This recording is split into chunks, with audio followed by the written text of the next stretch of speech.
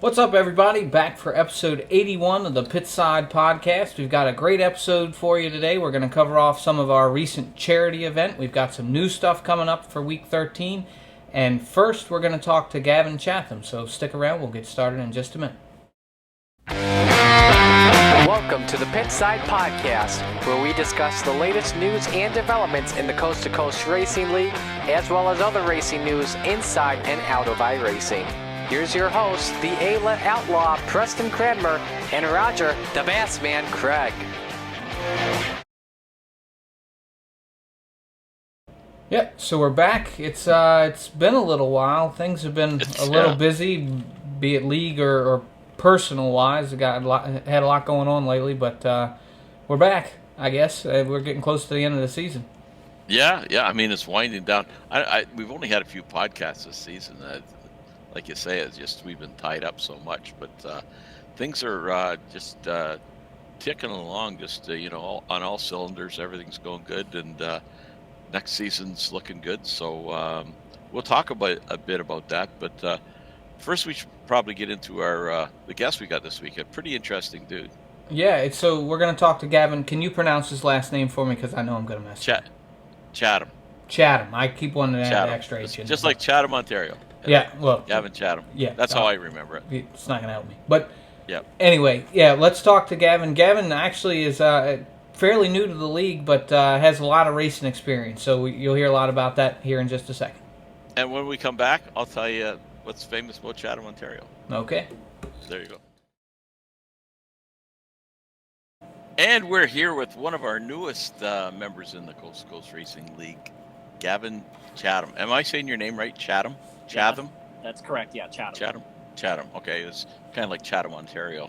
Yeah. So there's a town up here named after you, evidently. So, welcome to the league, buddy. We were just talking. You said you joined in December, beginning of the season. You made a mark right off the bat. It was obviously, you were running in Raiders and moving up pretty much every night, and you're forced to be reckoned with all the time. So, welcome to the league. Well, thank you for having me, and thanks for letting me be a part of this. It's always fun. It's always good to come out and race, and the competition's good, and it's everyone's pretty clean, and it's good fun racing, and it's also difficult. It's difficult to go out there week in and week out and pull some wins. We've been lucky the last couple of weeks and pulled together some nice wins and got lucky with a lot of races, and take it as you can get it, because sometimes the luck doesn't always favor you. You need to be good, you need to be lucky, and if you have both, and we had both last week, and we picked up a couple wins, which was good for us, and try to ride the momentum for the end of the year, and hopefully starting off next season on a positive note and carry that momentum. Yeah. So I think you're in Raiders right now, right? So yes, for sure you'll be up in Rebels next season and not gonna. Have you made it through the Renegades at all? I did one night. Unfortunately, sometimes I just the timing just isn't good, and I think I joined the start, and I was still trying to understand the rules and everything a little bit, and I jumped in. I didn't know if I should have been there, and I jumped back out, and I was actually okay in the race. So but it's a tough. I think I might have been admin that night. I might have kicked you out. Anyway. No, it's okay. You know what, and that's what the B division. It's very tough. So even to get it up into the A division is even tougher. The competition's different. Yeah. You definitely can see it week in and week out, every night. And like I said, this goes back to being good and being lucky. But yeah, I haven't made up to the A division and raced yet. Eventually, I'm sure I'll get there and hopefully give them some competition to deal with. Yeah. I think you're capable of getting there. That's for sure from everything I've seen. So I know I've seen you out on Mondays. I've seen you out on Wednesdays. Have you done any of the dirt mods? No. So unfortunately, with my work schedule, it's difficult. I'm off. My schedule essentially switches every other week to where I'm off. The daytime races are beautiful for me because I work all night shifts, so I'm there for every day race, which is huge for me. The weeknight races, that's every other week for me, unfortunately. So I made out for I think one night of the modifieds. I'd like to try to make more eventually in time. But yeah, I only made out for one night. I think it was the 358, and I finished I think second to Isaac Azayas. He's tough to beat in those things. He's he is definitely the guy you got to be gone for sure. So what is your main thing? Is it sprint cars or is it dirt mods or what? Yeah, mainly I focus on the sprint cars. Modifieds is probably dirt modifieds are probably big block modifieds, and the 358 is probably second. The late models I can't drive those for a dang, and I really try to, but they just don't. Sprint car guys and dirt and late model guys usually don't mix too well. So I'm a sprint car guy for sure. Yeah. So where are you from, Gavin? I'm from Pittsburgh, Pennsylvania. Oh, okay, that makes sense. When you said you were a sprint car guy, I'm going. There's a few places in the country he could be.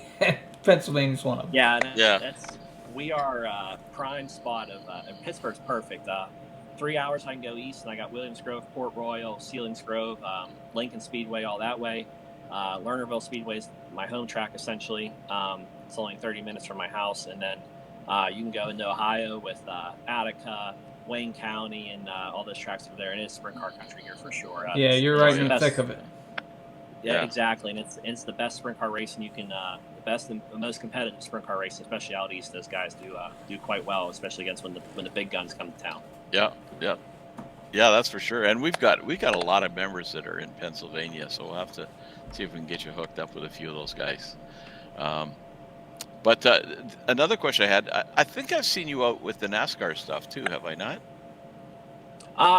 Occasionally. You know what? It was funny. When I joined Coast to Coast, I said, okay, we'll test out the trucks and see. I maybe ran 2 or 3 races in a truck series, and I think fixed that up in an official. I qualified in the pool of Kansas, and lap 1, I gunned it too hard and I got sideways, and I didn't. I don't think I finished the race, but.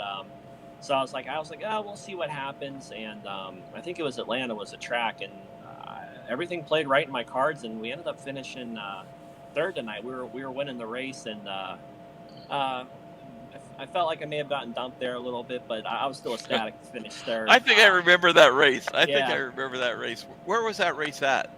I think it was Atlanta. Atlanta was. Yeah. So the broadcast last night, Patrick was talking about that because a very similar thing happened with, I think, the same guy. We won't mention names, but it was, and Patrick's saying that he was calling out to his wife who was most of the races. This reminded me of something about Atlanta. And so, so Dan McLaren, if you're out there, you're being talked about all over the place. So I don't think it was Dan. It was somebody else. Like I said, we won't mention any names. Oh, okay, yeah. And honestly, it's still at the same time. I'm not running for points in that. It was kind of more of a fun thing and see what I could actually do. And finished third. I was like, dang, maybe I should look into this asphalt thing a little bit because I'm doing much better than I thought I was going to. I was just ecstatic to finish third. I think the gentleman that broadcasts it, and I think he asked about the incident. And I was like, I'm just really happy to finish third. I'm ecstatic. I don't run these things at all. So just to finish from a third guy coming to the pavement is definitely a good run. Is awesome. And we've had a lot of success in the truck series for sure. Richmond was tough for us. I think it's the last truck race we won, but we were finishing in the top 10 each truck race we're in. So I probably should start going back to that a little bit more, as long as it wasn't messing with the dirt side of things. Yeah. So, I've been kind of dominating this conversation, and that's for good reason, because what we're going to talk about next is you come by this racing stuff honestly. So checking your Facebook profile, that you are a pretty established kart racer. Yes. That was right now we're kind of in a period of, I don't want to semi-retired, I guess, if you want to say. That was so we started back in 2005, I think was my first season. 2005, 2006. I actually was racing online. It was back when NR 2003 was a huge thing, and really PlayStation, NASCAR Thunder 2004 is where I really kind of got started with the online racing stuff. I was talking to the guy, he said he raced in Pennsylvania, and I was like, oh, that's pretty cool. I'd like to maybe get into that someday. And he's like, oh yeah, come to a race and check it out. I drove his cart and everything. He hooked me up with a guy who does motors and chassis and all that other stuff. So we got it together. And then so you go out there, and just like racing anything, it's you just have this drive to, once you start, we weren't very good when we went out. I mean, we're not a racing family, never been a racing family. I don't think there's anybody in my family that ever raced before I really gained interest in this. And so we're going out, we're trying to figure things out as we go. And then you get that good run and you're like, okay, we got to figure it out. Then you go the next 3 weeks and you're all over the place. You can't figure it out. So it takes time to build it. And any type of racing, online racing, kart racing, sprint cars, modifieds, late models, you gotta build and build and build. You get that notebook, the chassis set up right, the balance on the race cars and everything. So eventually in 2007, we started figuring out a little bit, and that's where I got my first win. How old were you at the time? 2007, I was 17 years old. So, okay. And that's even when I started at 15 was realistically late for how most and there's kids up there who are 5, 6, 7 years old. That's when they start. So, we started late in that aspect. But in 2007, we picked up our first win, and then you just become, okay, you got that taste of that win, that victory, and then it just starts, you know what it feels like, so you keep driving more and more, and you want more and more. We lost the points that year by 1 point, and that was a huge letdown. But from starting in 2005, 2006 to, almost winning the championship in 2007 was, a huge step. And that's what that night, honestly, I you don't forget the details of it. It was I was running second the whole night, and the late race caution came out, and I'm sitting there thinking in my mind, like, I got to get this guy in the restart. If I don't get him now, he's going to get away. And I got a good restart, got underneath him. I didn't hit the orange cone underneath them, and drove it in the one, and it stuck. And I got her, and I passed him, and I held him off for the win. It was huge for us. It was such a good feeling, and that just propels you to more and more. 2008 wasn't a really good year for us, and then 2009 is where we really found the balance of the go-kart, and we became super fast. We started winning races left and right, and we ended up winning our first championship. We're actually back-to-back champions, 2009, 2010, which was pretty cool. But once you find the balance of those things, and then we really went anywhere. We really raced just Blairsville Speedway and Nauggle Speedway. They're both in the general Pittsburgh area. Nauggle's closer to Pittsburgh. Blairsville's a little bit out east. And but we'd show up and unload the thing, and really we're only touching maybe cross weight or tire pressure, and that's really the only adjustments we made all night long. And that's when you know you're good. And a little bit of tire pressure, a little bit of cross weight, like I said, and just watch the racetrack and see where it goes. But we all know that dirt tracks too are tricky to read. Sometimes what's showing on top isn't necessarily what's showing underneath the track, and then when the moisture comes back out and all the other stuff happens, it definitely can throw the game off a little bit. But when you have that good balance, really, I mean, that thing stuck so much, and we were so fast with it. And then we, it's kind of life got on, got a little busier, college and everything like that, and some stuff with family, life stuff happened with family members, and so we kind of got out of it. We got back into it for a year or two, and the game had changed quite a bit, and we ran a little bit, and then we kind of got back out of it again. So hopefully something maybe in the future we can pick back up. I would really like to. They have a really good 305 sprint car division in the Pittsburgh area. That'd be cool to do, but unfortunately, the cost of a lot of stuff nowadays and everything, and try to explain. All my friends say, "Oh, you can go out there and do it. You can go out there and do it." I'm like, "Yeah, well, yeah, you can buy all this stuff, but it's, when you go out there and someone junks your stuff, and then you're out. What do you do? You know what I mean?" And being a racer, you're not going to want to sit on the sidelines. You're only going to get back out there again. So there's a lot of planning that goes behind that. So hopefully, sometime in the future, we'll have either maybe karting again, or maybe jump up to the sprint cars. What kind of kart were you running? I'm sorry. What kind of kart was it that you were running? I ran a Rage chassis.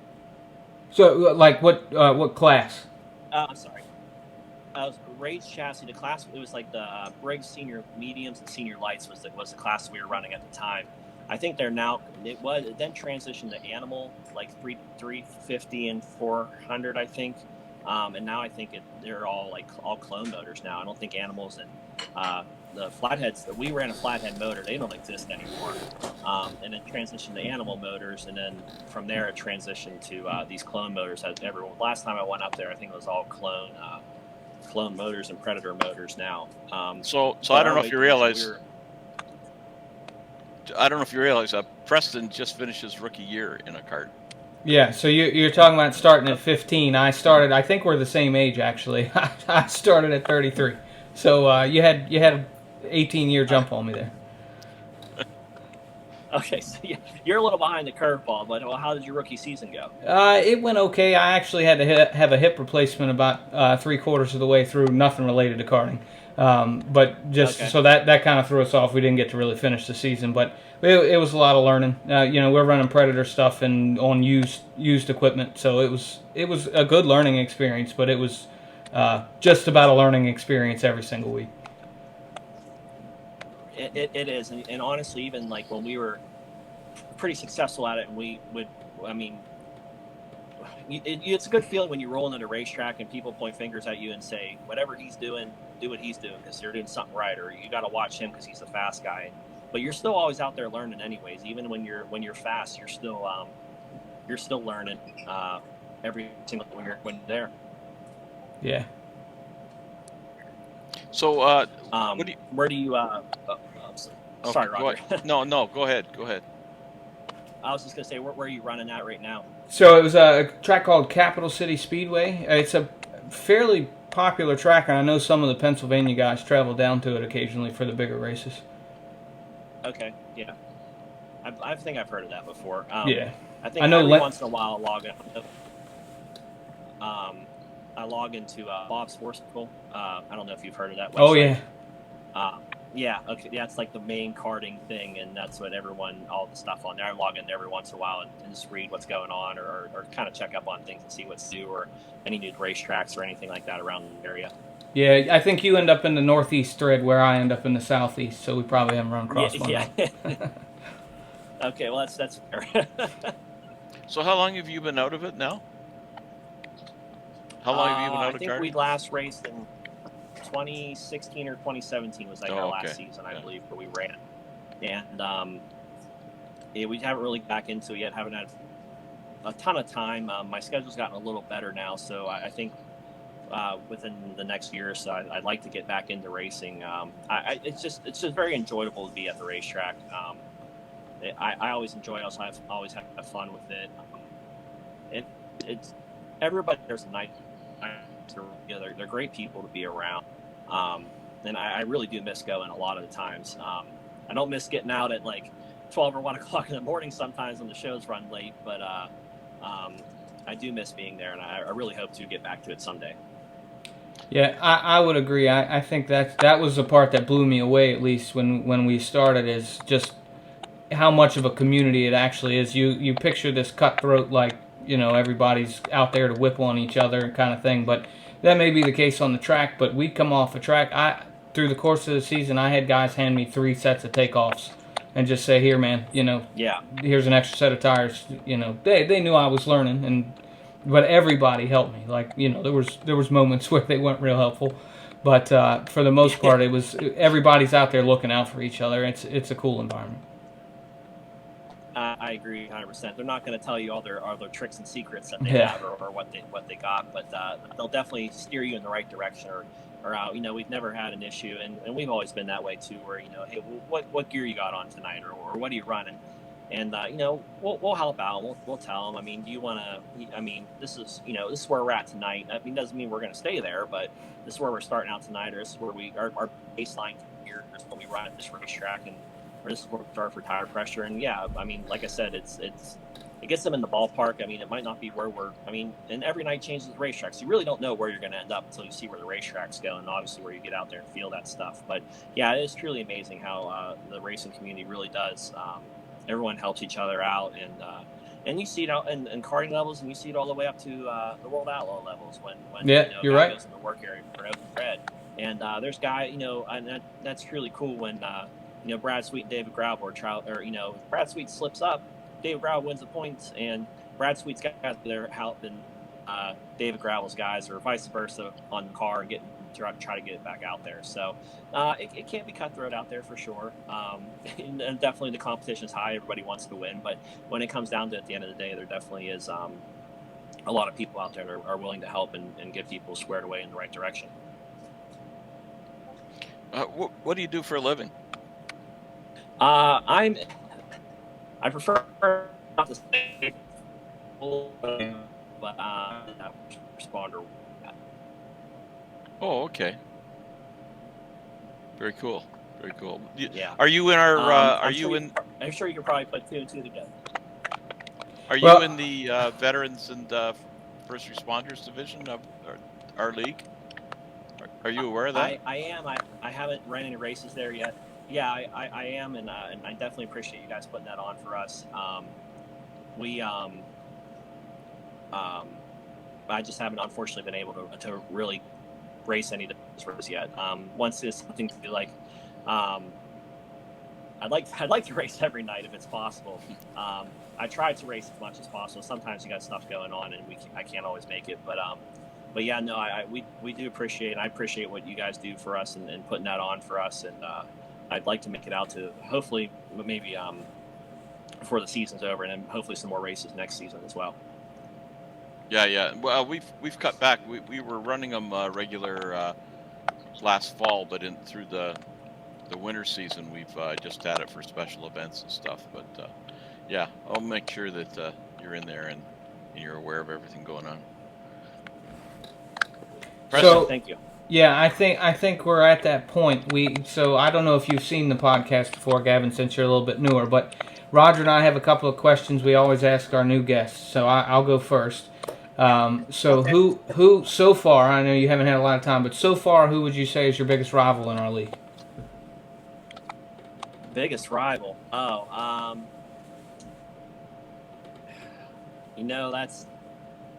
that's tough, and especially right now.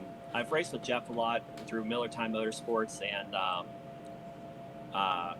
through the Friday Night Lights. He's been there as well, and I know we're battling for a championship in the 305 matinee. Which Jeff Jeff's are a you good talking guy. about? I always like racing with Jeff. Jeff Flair. I'm sorry. Oh, Jeff okay. Flair. Yep.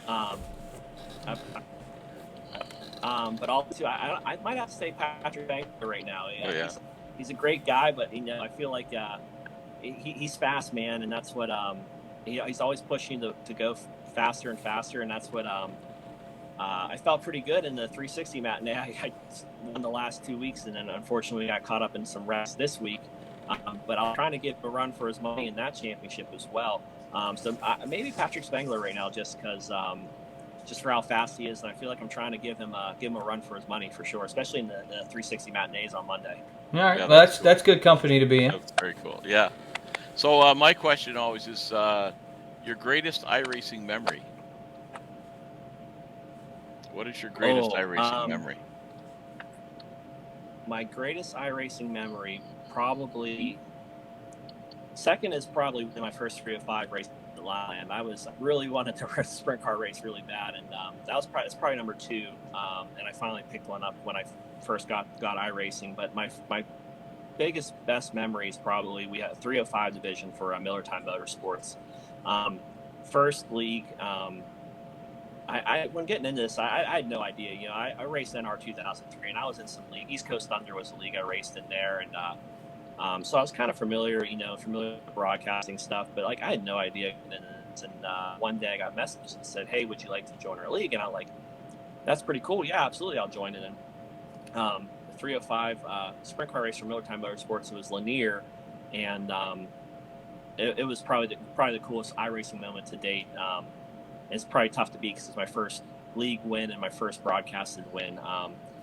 Passing, gosh, I don't really remember who I passed him. I just remember getting on the outside of him and passing him for the win. And I was just so ecstatic in the interview. It was really awesome. It was really cool, a cool moment, and definitely something I won't forget. Oh, that's cool, man. That's cool. Well, I want to thank you for coming on.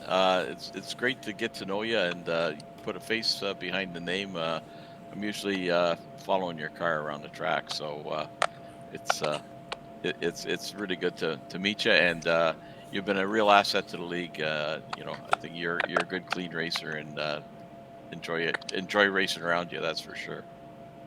So and thanks for coming on the podcast, man.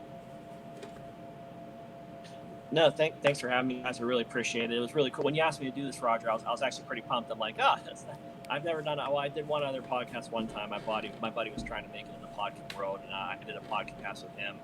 And but this is like my real racing podcast for the first, and it's pretty cool. And I was pretty ecstatic when you asked me to be on. I was pretty pumped, and thank you for letting me be on, and thanks for letting me join the league and everything. It's fun coming out and racing with you guys.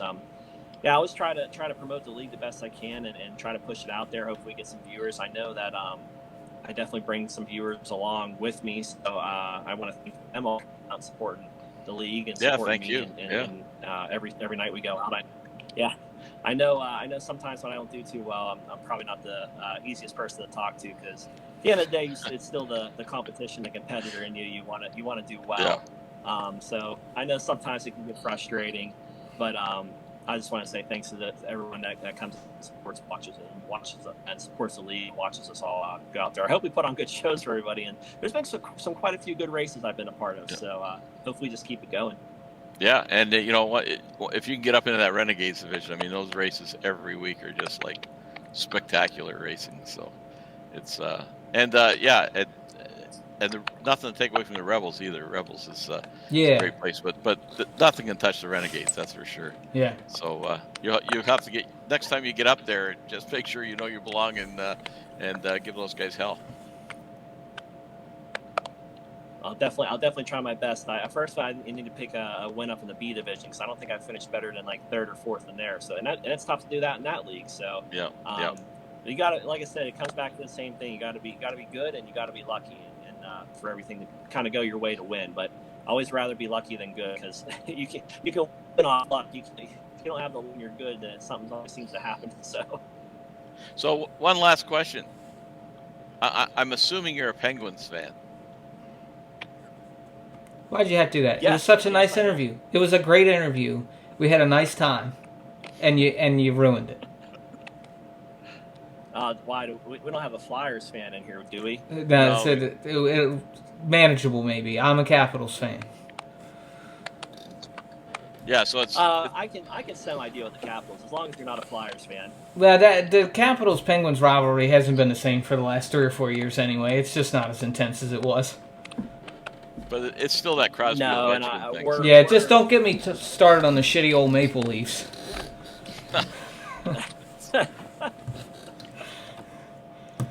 Well, Gavin, it's been nice having you, man. We're at a point where absolutely. Thank you for having me. Unfortunately, we're getting to a point where our teams with the Capitals and the Penguins are getting a little older, so rebuilds are coming here in the soon-to-be future. So we might have some dark years coming up here. Yeah, no doubt. Well, anyway, like I was saying, it's been good having you, and Roger and I will see you in Rebels on Monday, most likely. Yeah, be looking for you, buddy. Sounds good, guys. Thanks for having me. I appreciate it. Absolutely.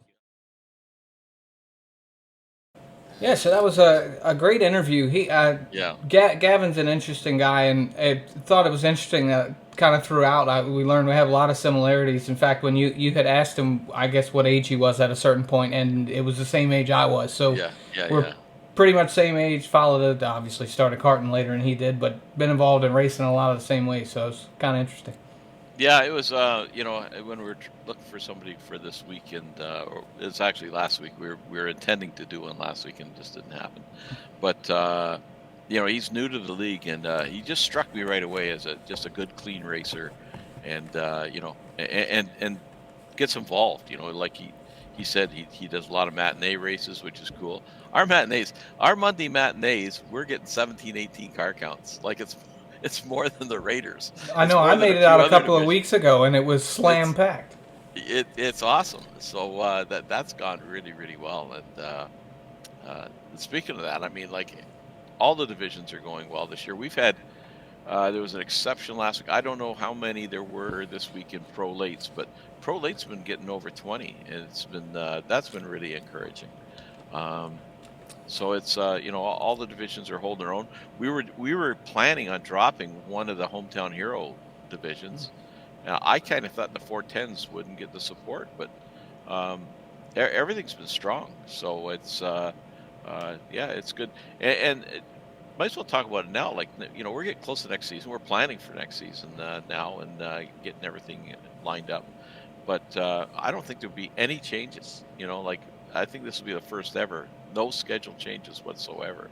So everything just working so well, and I think everything's found its niche and it's the proper location. So um, yeah, so it's the league's matured. It's Yeah. stable, and it's where I think it's just now it's just uh, just a bit of fine tuning.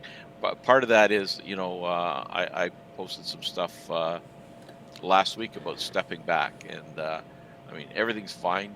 My health is fine, but it's I, I love this league. I love what we started, and I want to make sure it continues. And part of that is having a secession plan of who's going to take over what. So we're starting that process, and I need a little bit more time in the day. It's all those nitty jobs, and guys are picking stuff up, which is great. So that's encouraging, and then if anything happens or whatever, or if I get pissed off and walk away, so what? Everybody know I'm not taking the keys with me. So um, it's good. So it's a good sign. It's the league's in good shape. Yeah, well, and it's something I've often wondered about. I mean, I know when it was just kind of you and I there for a while, or doing the majority Yep. of stuff, it was a lot of Yep. work, and we are much bigger now than we were then.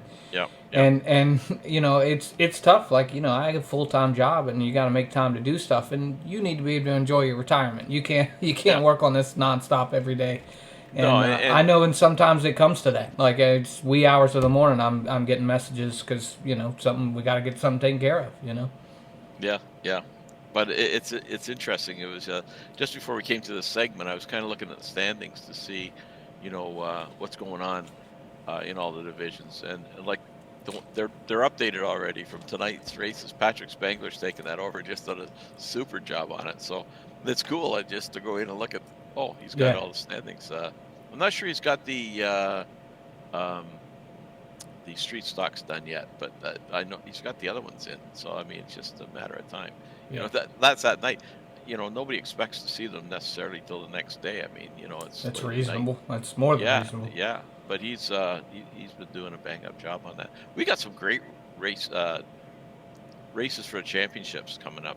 There's a lot of it, most of them aren't like 4 or 5 guys, but there's at least 2 guys vying for Right. all the titles, and it's looking pretty interesting coming down the pipe here with the last few weeks. I think we've That's been for pretty sure. fortunate over the years, of not really having any. It happens occasionally, but more often than not, we don't have runaway winners. It's comes down to the last week or two, just about every season for every division. Yeah, yeah. And you know what? By the time this podcast comes out, we will have started the NASCAR Trail. So that's another. There's 2 sets of standings for the Xfinity cars, and that's going to be, excuse me, that's going to be kind of interesting too. And it's getting to the end of the season where it's much like the Renegades. We're only going to keep the top. I can't remember if it's 20 or 25. I think it's 20. Yeah, and so guys are going to drop. Guys are going to move up from the trucks, and both divisions like that's just taken off. Well, It's and just 2 you strong mentioned the divisions. league maturing a few minutes ago. I think, Yeah, if you really pay attention, you can see it week in and week out because we were really struggling there for a few weeks, and the past few weeks have been great. Phoenix wasn't perfect, and I think if you have one caution, yeah, you're always going to wish you had one less. But yeah, it has been a significant improvement, and so I think all those guys, Trucks, Xfinity, both need a shout out just because yeah, kind of tidying it up. We got to keep it that way, but it's yeah, definitely going a lot better now. yeah. It's definitely going better. And we meant to talk about the charity event. We raised $1,900. We didn't raise quite that much. Ross Corinna's family stepped up in support of his cousin's young son, and you'll be hearing more about him down the road. So they topped it up, and then I don't know if I'm supposed to say this if you wanted me to or not, but Hollywood, Roland Olson, his family topped it up to $2,000. So we published $1,900, but we raised $2,000 for Thon, and good luck to Olivia Olson. They they can only take so many dancers, right? In that, and there's thousands and thousands of people fundraisers, and she's qualified to get on the floor. So no sitting or like stopping like 46 hours. I'm not sure that's healthy. You know what I mean? But it's She gonna wear like a coast to coast T-shirt or something? that is a good point. I think we got some time to maybe get some. I never thought of that. That's a great point, buddy. We should have her wearing a coast to coast T-shirt. Yeah, something. We'll get her something. Yeah, bracelet yeah, or something if you gotta wear a dress. Yeah, Roland, you got to get on this now, buddy.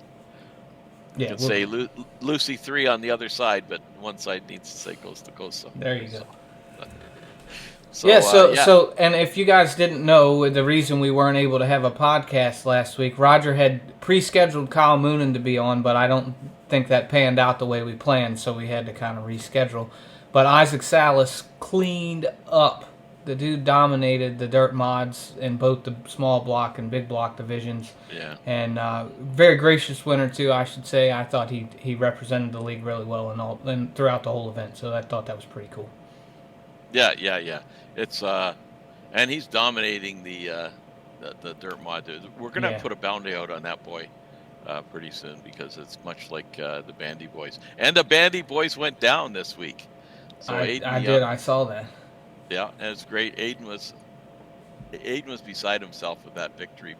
Just beating the competition that's out there, and I was getting messages from him for the next 3 hours, and it's kind of like, I should have had him up and read them out to you because they're great. And the last one still, I'm still shaking my head like I can't believe that I beat those guys and stuff. So it was great to see. Aiden's just a great benefit to the league, and it was great to see him really excited about that. Well, I can share his sentiment. I know the few occasions I've had to win, it's hard to kind of wind yourself down. But Aiden, you need to be more comfortable and confident because you fit right in with those guys, and it's no surprise that he was one of the ones that gave him a run and then eventually beat him. I think if that maybe should have been something else we did is had a little side bet going for the guys who, like myself, didn't really have a chance to be the one, and give guys odds or something like that. Maybe next time it happens, we can do that. Yeah. It was, and big shout out to Dan Chapman. He really fueled that fund, throwing in $20. Tim Chapman? No, Dan. Dan Chapman. So, yeah, Flatline Racing Bodies. Gotcha. Okay, I assumed you meant a driver in our league. No. So Dan was messaging me, throwing another $20 each week to. We call him Papa Chapman around these parts. Yeah. Oh, okay, Papa Chapman. Yeah, okay. So a big shout out to Papa Chapman, and what he did that was cool. We've had so many people. We had so many people like in the last charity, pitching in and stuff. So speaking of pitching in, it's a good time to talk about, we're trying to start up these week 13 charities. We had a very successful one last week 13. We raised $500, a little over $500 for Every Child Matters, yeah. Every Child Matters, yeah. And so we want to do these mini charities. They won't raise as much as the big ones, but it's going to be like $10, and it's just week 13. This is going to be the Asphalt Assault.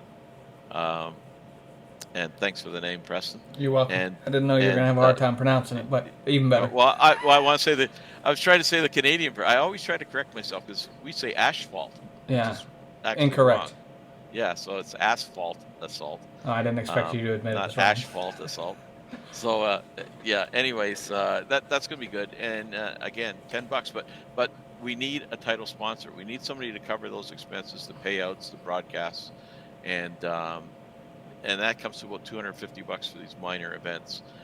So we need somebody to step up. The big thing here is that you get to name the charity. So if you have a favorite charity, it's basically if you're donating $250, it gets doubled because it should bring in about $500. So if anybody's out there listening to this and they've got a charity that's special to them, we can double your money basically and go into a good cause. So if anybody can help sponsor this, if we don't get a sponsor, we won't be able to hold it. So just really hoping that'll happen.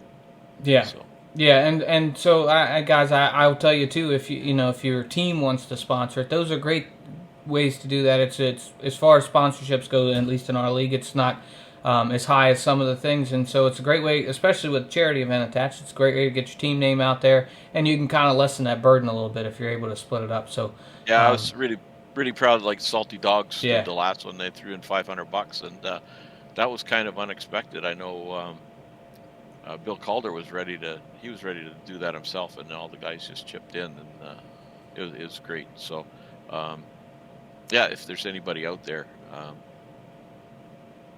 that would be great. I'm hoping you remember off the top of your head because I don't. But can you tell us, like, generally what cars and tracks each day is or planned? Yeah, I think it's. I shortened it up because I think that's one of the issues with the charities. There's too many nights and guys back out for that. So it's Monday night. I think it'll be the Formula V's, the Legends, and there's one more. Can't remember what the street stocks, and then the next night will be Miatas, Indy cars, and the Riley, which it'll do like 220 miles an hour at Charlotte. It's an awesome car. And then so we'll take your best three. You can race all six, or if you just want to race one night, we're just going to take your best three results from those six races, and then the top 25, I think it is, will get in the final, which will be trucks at a track. There you go. I can't. Oh, Michigan, I think, because it's all free tracks. The truck is the only thing you have to buy. All the vehicles, all the tracks are free. So there's so anybody can take part in the whole thing if they want, and it's going to be $10. But we do need that title sponsor. So yeah, put that feature there. It should be a lot of fun. Particularly, a lot of the cars we picked are relatively easy to drive, and the tracks aren't real difficult. So, a lot of times that makes when guys aren't super familiar with the cars or tracks, it can make the competition a little bit better if at least they're comfortable. So if you get a little practice in, should be a good time. Well, Formula V's are a gas. We didn't pick a real hard course or nothing. It's just a short course. Mm-hmm. Same thing with the Legends. We picked a wide track where there's a bit of room to move around. We were careful on what tracks we picked for those things. I think the Miata is at Lime Rock, which is probably everybody's running Miatas at Lime Rock. Unless you're in rookies, you've definitely run Miatas at Lime Rock. Yeah. So anyway, so hopefully I think it'll be good. I guess it's a chance for the asphalt guys to get involved. If we don't get good response on this, you won't see another asphalt because the dirt guys are there for the charities for sure. So this is a chance to spread the wealth and spread the love, and need those guys to come out and support it. So yeah, absolutely. Well, I think we're closing up here, but before we go, I know you have one more thing. You always do. Yep. But I need to know what's famous about Chatham, Ontario. So Chatham, Ontario. Now I'm thinking I'm screwed up. So Fergie Jenkins, who was a great pitcher in the major leagues, came from Chatham, Ontario, and I thought the Canadian Baseball Hall of Fame was there, and I'm wrong. I think it's in St. Mary's, which is just down the road a piece from Chatham. But those are both in Western Ontario, down towards Windsor, for Detroit. Like, I really thought you were going to pretend like you knew all along, and I was going to get to spill the beans on you. So, well played. Yeah. No, evidently it's a classic car capital of Canada or something. Yeah, we started Googling facts pretty quick when we realized the Baseball Hall of Fame was. Realized I was, yeah. So it's whatever. I blew that one. But and just closing thought for everybody is most people are aware, but just in case you're not, Bill Calder's wife is really not doing well, and could use all the prayers and support that all the guys can muster. And I know it's really helped her rally here, but thoughts for Bill too. Bill's absolutely. Really, he's had He had a tooth. I think he had a tooth out. Like he cracked a tooth and had it removed, and it had stitches and all that stuff. And then the next day, and then he had his sister coming to help take care of Mary, and because his son Rick had this is all in the last 2 weeks, folks. His son Rick had quadruple bypass surgery, and was staying with Bill because Bill has no steps and stairs or anything, so it was a good place for him to be. Yeah. Bill's sister was coming to help look after everybody. She ended up in the hospital, and then Mary, of course, she was taken in the hospital. She's been in intensive care for well over a week now. And then he had to go get his stitches out. It's just been like an absolute nightmare for the whole Calder family. So just lots of prayers, guys. Yeah. If just have them in your prayers for us. Yeah, and if you have a moment, send Bill an encouraging word. Yeah, I know he's going through it, and he could just use a pick me up here or there. I know I would need that if I was in that situation. So I'm sure. And you know what? Could use it too. And I'll give a shout out. I know a bunch of the Salty Dogs. The local guys have reached out, like, hey, Bill, if you need me to pick up groceries for you or whatever. Greg Boydell, I mean, our league is so great. Greg lives near that hospital, so instead of Bill having to pay, like, I'm sure it's the same down your way, stupid parking fees, like it's $20 a day or something. So Greg's not too far away. He parks at Greg's place. Greg runs him over to the hospital and picks him up and takes him back. Oh, that's great. So it's just, it's a great community we've got here, and people stepping up, and a few shout outs to those people. Just a moment of levity. I think Greg definitely needs an Uber sponsored sprint car now. I think that would be appropriate.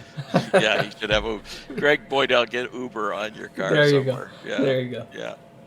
So another great night. We had the street stocks was good. There's a real run for the championship there. There's about 4 or 5 guys that are trying to win it. There's about 10 that are trying to kill Brandon Dittmer. Well, there's only 2 salty dogs out tonight, just me and Bixler. So it was, but Ross Corinna was out there, and I got to give Ross a shout out because Ross is like one of the dynamite drivers in the league, and so I'm thinking, oh, okay. So about halfway in, I'm looking in.